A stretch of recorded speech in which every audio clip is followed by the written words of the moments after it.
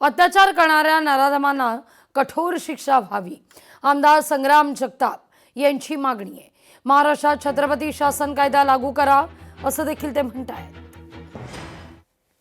मी निषेध व्यक्त करतो या घटनेचा आणि जे काही नागरिकांनी तिथे मागणी केली आहे की ह्या आरोपीला त्वरित फाशी झाली पाहिजे। खरं तर अशा ज्या घटना आहेत की लहान बालकांवरती होत आहेत त्याच्या बाबतीमध्ये आता नवीन कायदा हा कुठेतरी आणावा लागणार आहे सरकारला, की ज्याच्यात एवढ्या चिमुकल्यांवरती अत्याचार होत असतील तर हे लोक हे म्हणजे माणसं नसून हे कुठेतरी दानवाच्या रूपात कुठेतरी लोक आपल्याला असताना पाहायला मिळतात।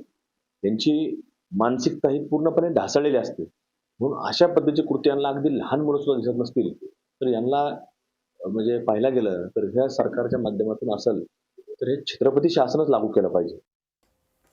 नसरापूरमधील अत्याचार आणि हत्या प्रकरण राज ठाकरेंनी सोशल मीडियावर संतप्त प्रतिक्रिया दिली आहे।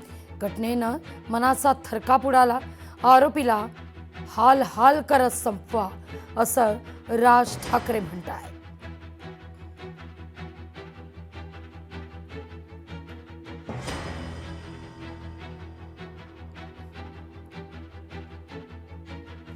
छत्रपती संभाजीनगरच्या दिव्यांग महिला अर्चना पारेख यांनी अतिक्रमण करून मातीच्या भांड्यांचं दुकान लावल्यानं महानगरपालिकेनं महिलेचं दुकान उद्ध्वस्त केलं।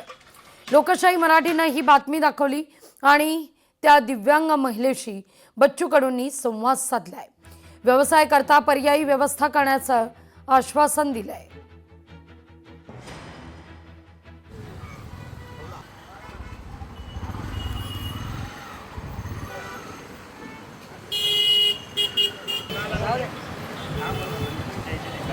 घर होऊन जाईल आता।